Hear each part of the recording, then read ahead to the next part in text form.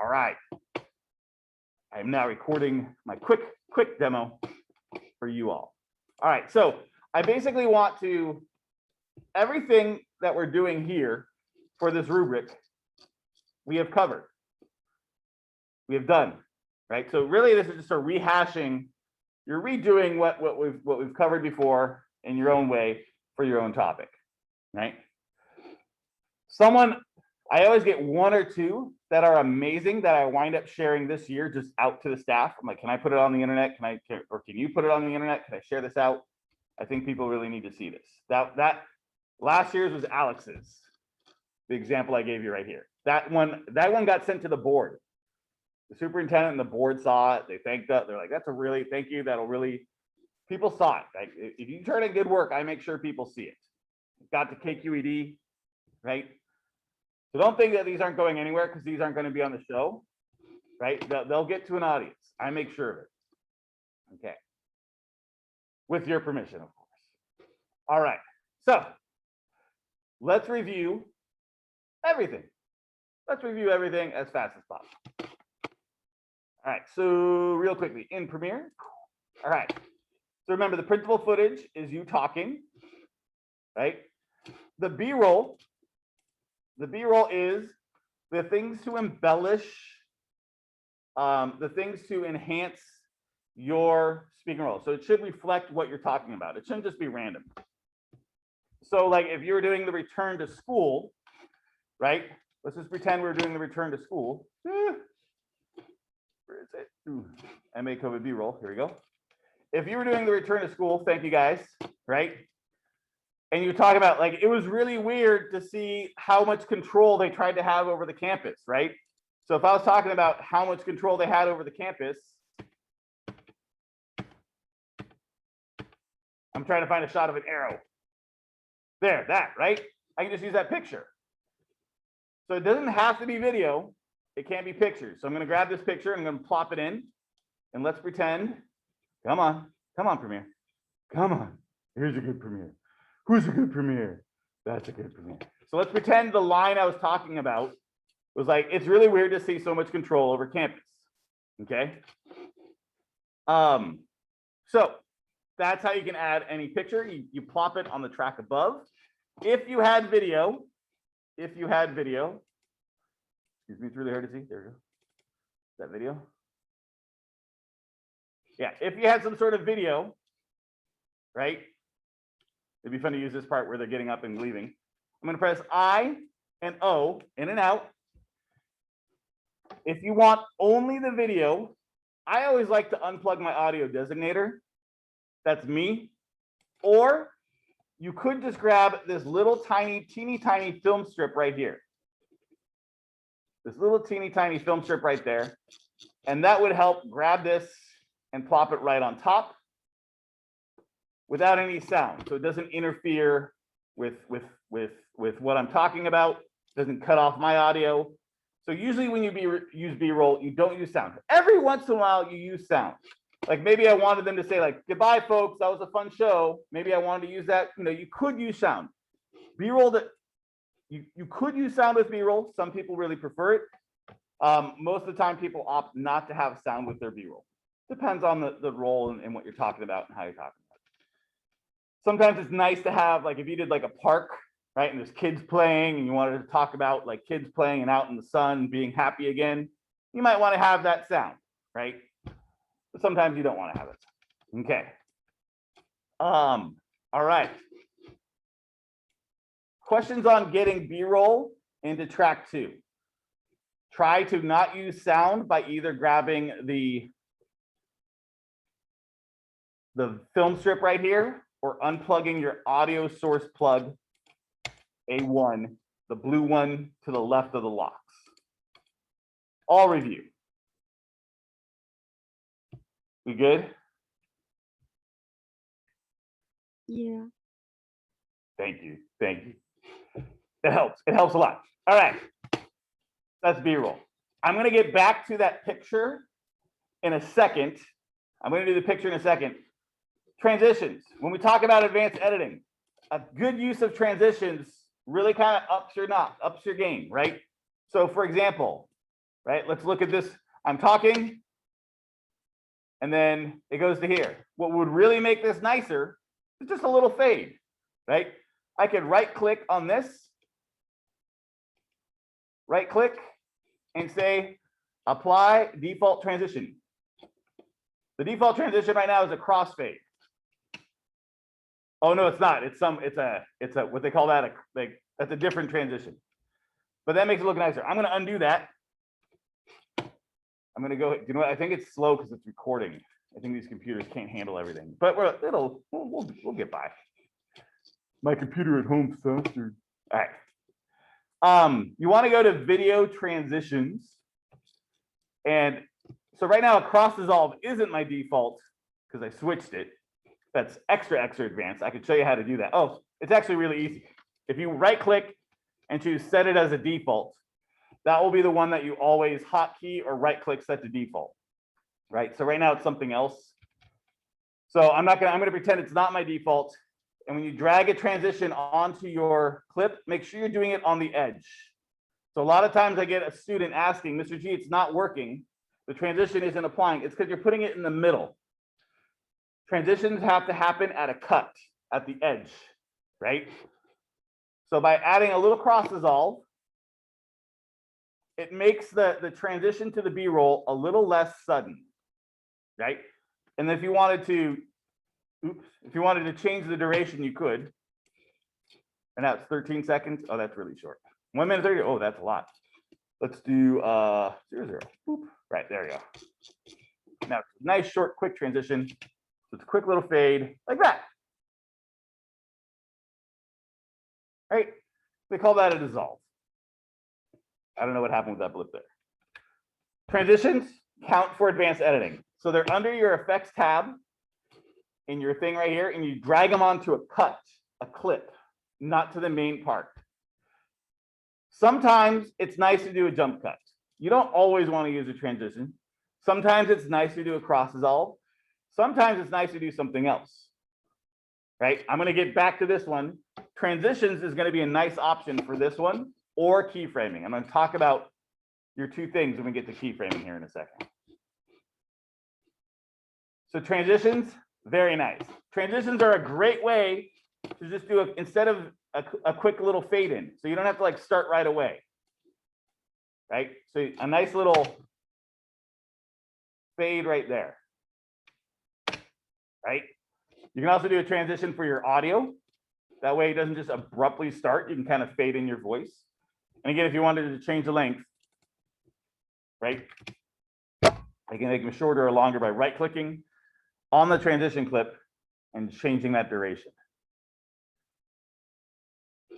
All right. Questions on transitions? I skipped text. I'm going to go to text right now. Let's do text, because that's always a big one, right? I really like a text. Mr. G style is always a blank screen. Whenever I'm doing a thing, here's how I usually do it. I have like an interesting little clip, like 5 to 10 seconds of someone talking or something, some sort of interesting video piece, fade to black, text fades in, music kicks in, video fades in, music fades out, text fades out. That's kind of like what I do, right? You can do your own style, but usually what I do is you get a blip, a glimpse of some interesting video footage. Then the text fades in, that video footage fades out, so it's black with text. Music kicks up, video kicks in for the real video, text fades out, music fades out. Right, so let's do a little bit of that right now. So text is the T button. All review, right? I'm going to click right here. Whoop. I'm going to type in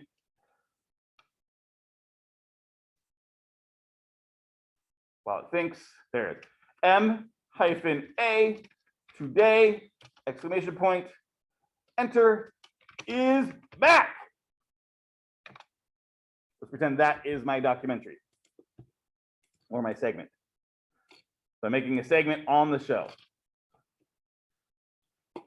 All right, couple of things. So right here, I'm going to pull the text over, I moved it up one layer. So I pulled it up a higher level so that it goes over my text. I'm going to pull it so that it is actually on top of me talking. Right? And then I can move it. If I go back to my arrow, I can move it to where I'm going to put it right in front of my face. I'm actually going to center justify it. So I'm going to hit a different option in a second. All right, if I wanted to edit it, I go up here to the upper left-hand corner where it says effect controls. And I hope I'm boring you all. And I hope this is very repetitive for many of you. Right? I'm going to hit center justify, and that puts it in a slightly different spot. I'm going to make it bigger. Oops, why didn't it get bigger? I'm going to highlight it. I'm going to just click on it. There you go. Now I'm going to get bigger. Wow, like that. Go back to my arrow here for a second. I'm going to pick a different font because that font is boring. Let's get a nice big fat font. Big fan. Marker. Yeah. And then I'm going to choose, so that's the size, the type, the center justified. Ooh, made it bold accidentally. That's great. Color.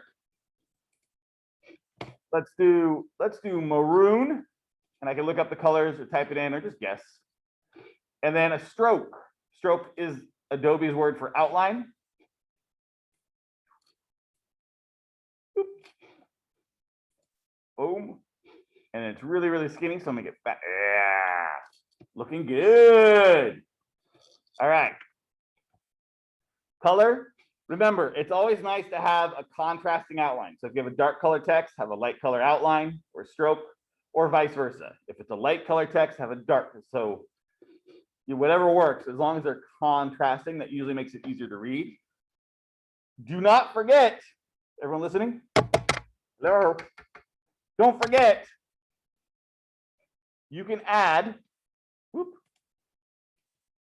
a transition to the text.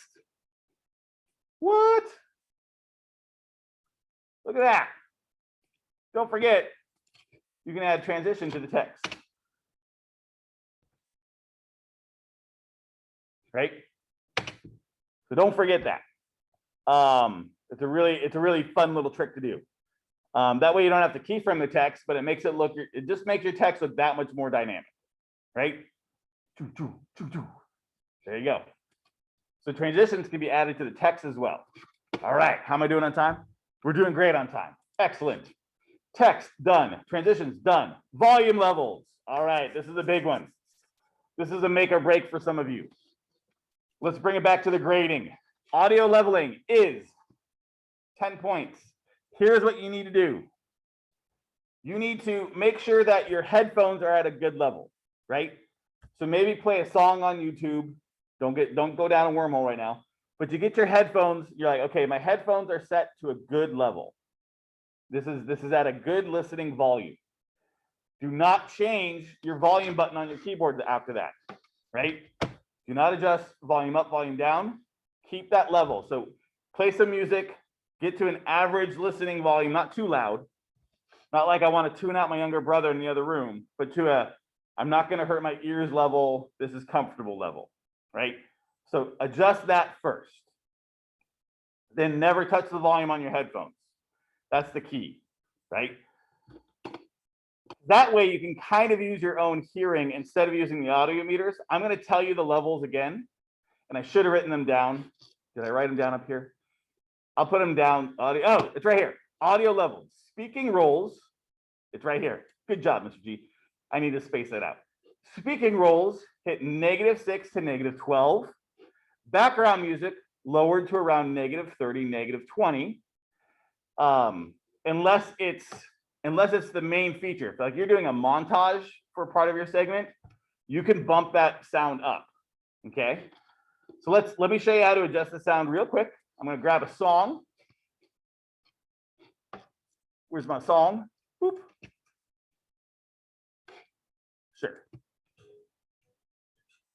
Sure, why not? So I'm going to grab this song. I'm going to put it in a track lower, like so. Let me mute that again. All right. So I'm going to do this without even listening to it. I'm going to use my audio meter in what I said. So the first thing I have is the song playing. I'm going to bump it down the whole thing just a little bit. So I grab this little bar in the middle. I'm going to pull it down just a little. Let's see what happens. I want this to be hovering around -6, -12. Hit space bar. That's a little loud still. I'm going to pull it down just a little bit more. You don't want things to zero. You don't want things hitting zero. You save -6 to 0 for something that you really want to grab people's attention without obliterating the speakers. So let's see. That's good. That's between -6 and -12. Perfect.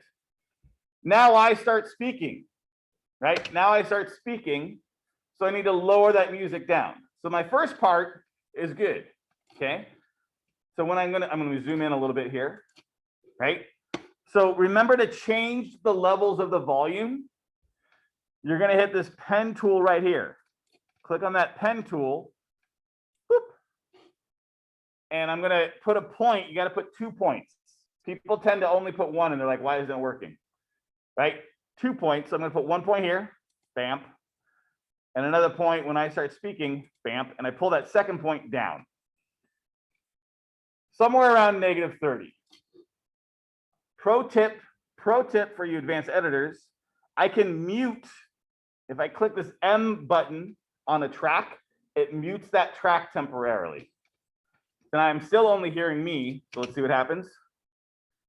And it goes down to about, what is that? About -30. I could probably bump it up a little bit. There's no lyrics. If there's lyrics, you might even need to bump it down a little bit more. That's pretty good, right? All right, so that pen tool, the pen tool, P for pen tool, 1 dot, 2 dot, pull down the second dot. To raise it up, you do the opposite. So if I do it at the end of my clip, right here, 1 dot, 2 dot, pull this back up. And that's how you mix audio. Okay. I can do the same thing for me speaking. Right. Let me show you one more trick for the audio for your footage. I'm going to go back to my arrow for a second. And now I'm gonna mute the song. So all I hear is the thing. So I hit that little M button that mutes the song layer. And now I have this layer. Right? Woo! We lost someone. Good thing I'm recording. I'm going to right click on it. And I'm going to scroll down. So here's a pro tip trick. Here's a life hack. I'm going to right click on this clip. I'm going to scroll to audio gain. Someone asked earlier in this year, what's the difference between audio gain and volume? What's the difference between gain and volume? Gain is what we kind of call a preamp. Gain is volume coming in. Volume is sound coming out. So gain is the level. I shouldn't say sound. Gain is the level before it hits your speakers as it's coming in.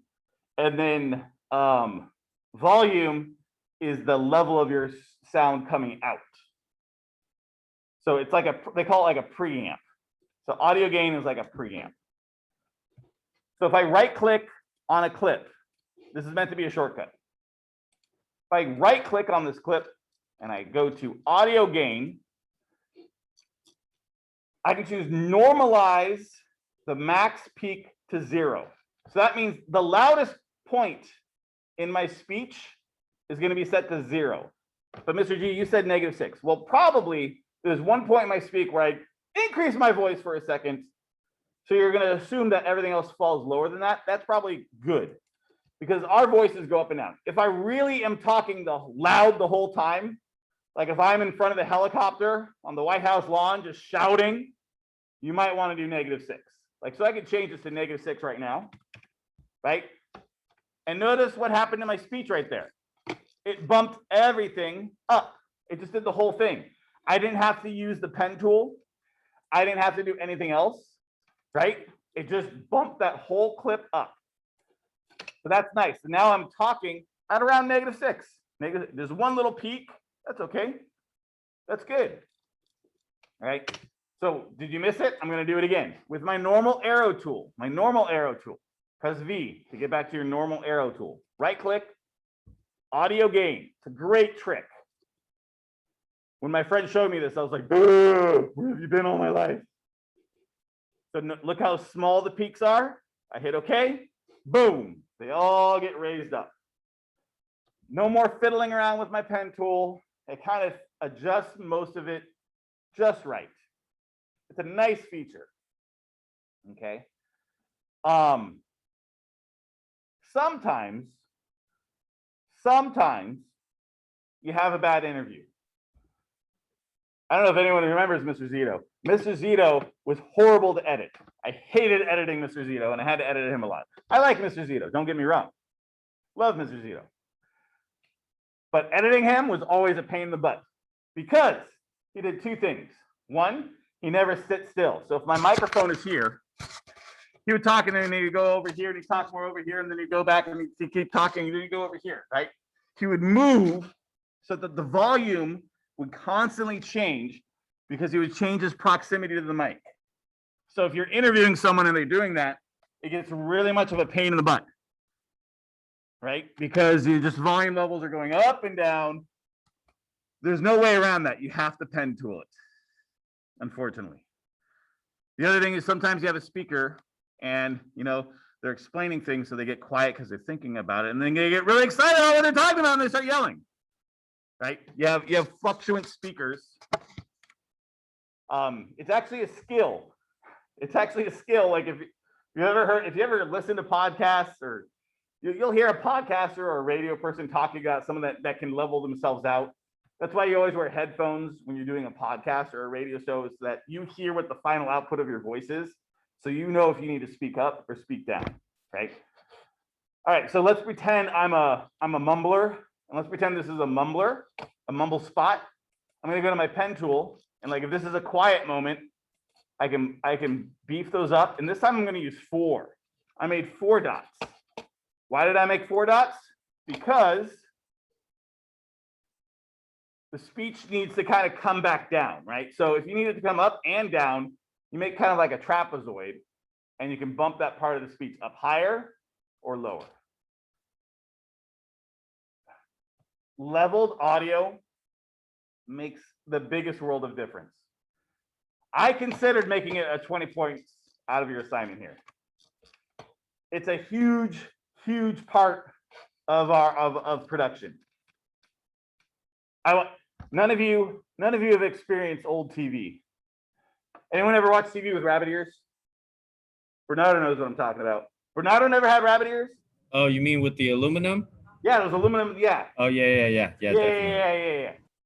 Back in the day, we all had these rabbit ears on our TV sets to catch the antenna.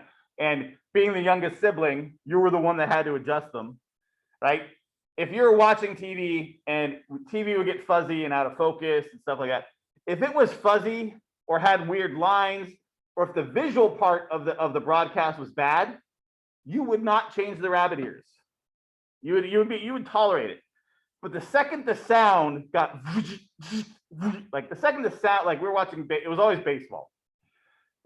Channel 2 always came in bad, and Channel 2 always had the Giants. So whenever the sound would get bad, that's when we would get up and change the rabbit ears. You tolerate visual. Your visual tolerance is much higher than your audio tolerance, right? Think about that for a second, right? How annoying is this? Not annoying at all. How annoying is this? It's annoying as hell. Why the hell did you do that, Mr. G? It's the same. This is the virtual version of that. So, what's that point? The point is, make sure your audio is good. Make sure your audio is nice and even. Because we hate it, especially us old people. I was watching Tenet. Anyone see Tenet? Tenet's horrible for old people, right? The first hour, the dialogue's hella low. It's like they're whispering, and then the sound, the music is. I was such an old person watching Tenet. was like, turn it up. I can't hear. The music's too loud. Like it was like, I never felt more like an old person than watching Tenet. Did anyone notice that in Tenet? Did you notice that, Dylan? Did you watch Tenet? Did you watch it? No to watching it or no to noticing that? No, I didn't watch it. Watch it. Someone will watch it and tell me. Did you get hit with that boom right after, Mr. G? You know how sometimes it's super quiet and then it's because Yeah. you turned it all the way Yeah, up. yeah. And that's bad. That's bad audio mixing. Whoever mixed that movie should be fired. And it's probably not their fault. It's probably what they probably happen is they have a really nice sound system in their studio in their lab, and they didn't test it on like the average peon's sound bar, right? What probably happens is they edit on this really nice, expensive studio layout with really cool surround sound 7.1, and all the speakers are like fine-tuned, right? And then when you get to Joe Schmo, me, when you play it on normal speakers, it sounds like crap. That's probably what happened. Anywho. All right, that's audio. I'm almost done, gang. Okay. Three more quick things. Three more quick things, then I'm going to shut up and let you guys work. All right, let's go back to, whoops. Trim that. Make sure you trim your, let's talk about this for a second. This happens every year. This happens to someone. Someone does this. They fade out their song. The movie's over. The segment's over. They fade out their song. Text. The segment is done here, and you faded it out. So you have 2-3 minutes of blank. So when you fade out your song, right at the end, don't forget to trim it. You can do this one of two ways. You can go to your arrow, peel it all the way in. Otherwise, you're just turning in a really, really large file. And if we were actually part of the show, this is where you get yelled at. Because if you turn in a project that's this long, but 2/3 of it is blank space, you're wasting everyone's time because it has to export out. It has to load up from the keyboard onto the USB. It has to go from the USB onto the TriCaster. So instead of taking 2 minutes to do all that, you've now made it 5 minutes, and now we're about to air. Like 5 minutes for each step, right? So now that's 15 minutes. Instead of what should take 6 minutes, now it took 15 minutes. For you, it's bad for uploading, right? Because you don't want to upload, you don't want to waste your time uploading, wasting that internet space with just blank stuff. So when you pull the volume down for your song, be sure to trim back the music as well. Always happens. Someone's going to do it. Someone's going to turn in a project, and it's going to have that extra, they call it a tail. Oh, you left a black tail on the end of it.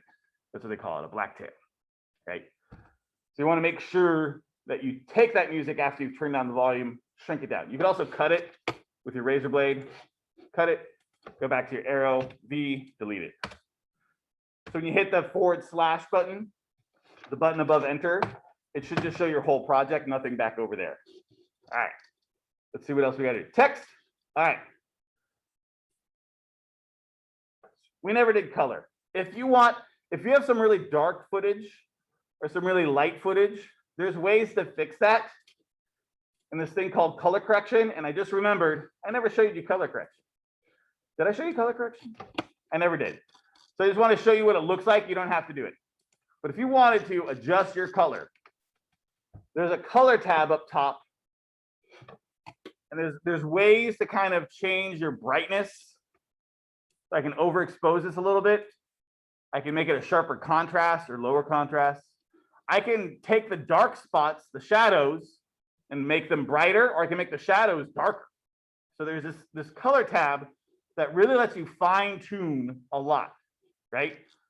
I'm remembering now, I wanted to cover this with you, and I never did. So if you have some dark footage, I can show you how to do color correction. There's a lot more to it. It's actually its own job. There's a guy called the colorist, and that's all he does, is he makes things better, makes things just look cleaner. And it really does help, right? That little color correction I just did, right? It went from that to that. And the clear, I can even warm myself up so I don't look as pale, right? It went from here to there. Way better. I would also, let's see, I would also pull down my whites, my highlights. can make my, so it's a little more even. Pull my shadows up a little bit. Something around that, right around there. Way better, way better. Color correction. Sorry I didn't show that to you. It exists. It's really, it's not too hard to do. Takes a little time, but it's nice. So if you have, some people are filming and maybe you accidentally silhouetted someone, maybe the lighting wasn't ideal. There's a lot that you can clean up in color correction. It's not a miracle worker. If you have a silhouette shot, it's not going to fix that. But if you had some bad shadows, but you have some decent light on there, you can do a lot with that. You can make it look like it in the Matrix. You can do something like this. You can really have a lot of fun with it by making me look matrixy. Right? Let me pull down the saturation. Where's saturation? There it is, saturation. Look, I'm in the Matrix now. Right? You can have all fun, you can do all sorts of stuff with this. Right. So never mind color. I forgot I didn't show you. Keyframing. Someone's gonna want a keyframe. So let me remind you about keyframing. So I got this picture here. Remember this picture? Last thing. Last thing. I'm gonna do two.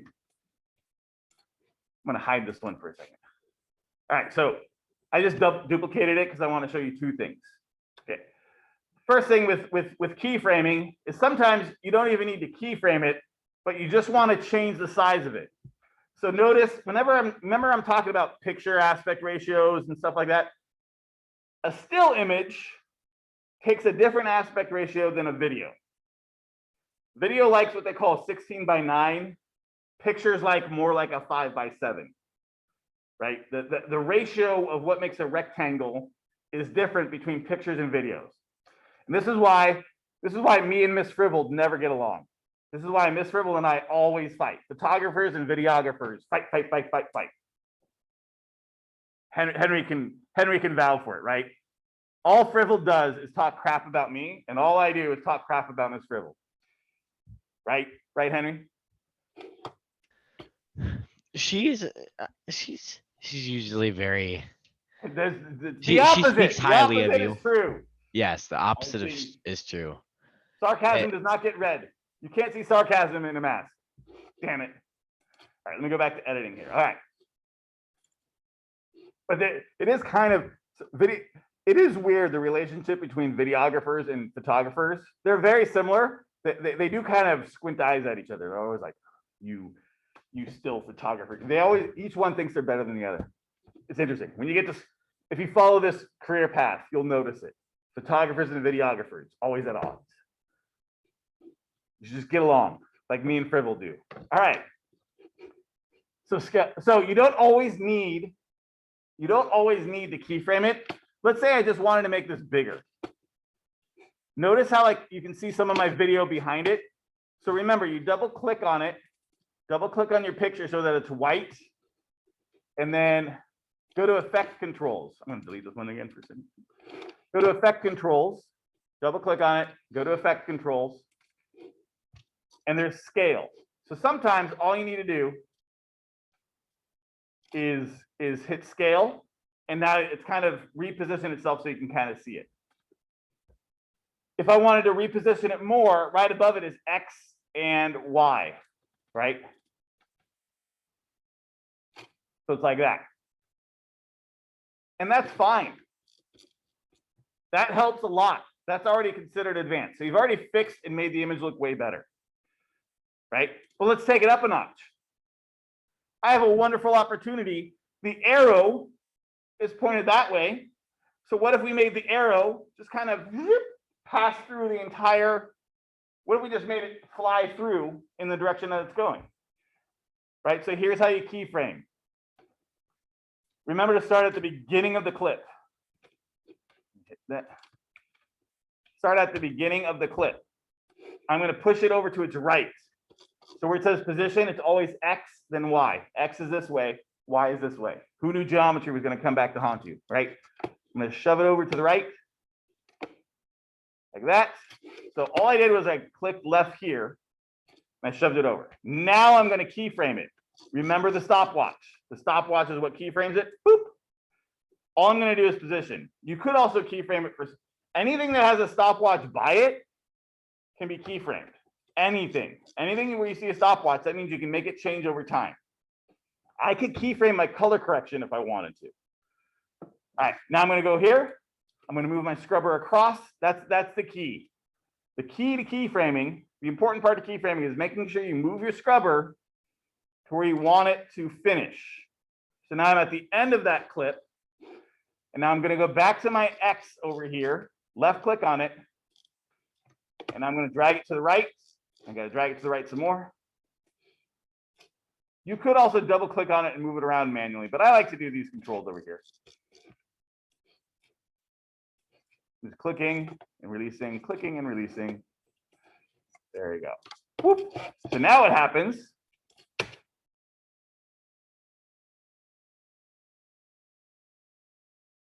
Look at that. That really just kind of ups my game. One more thing to show you before I go. Mr. G, that's cool and all. Hide that layer. Mr. G, that's cool and all. I'm gonna move it over here. Right. But it's Wednesday night. It's next Wednesday night, the 26th. The project's due the 27th. Right. So it's Wednesday night, next Wednesday. And you really just got to get it done. You're like, how do I forget? And you emailed me, but I'm not paying attention. Right. It's 10 o'clock. You're working on this late. Right. You forget how to keyframe. Keyframing is you're just like, you're just gone. You're lost. You're panicking. A nice substitute for keyframing is video transitions. So instead of doing a cross dissolve, I go down here to like wipe or slide. And maybe I find something like a push slide. Let's try push. Let's see what I do with push. I'm going to drag my push slide over here. And it's going up, it's going the wrong direction. Guess what I can do? I can double click on this. There's a way to switch this direction. There it is. I can switch it to,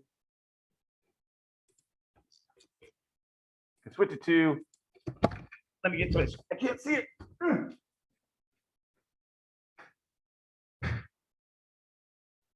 Oh, I'm in the wrong board. There it is.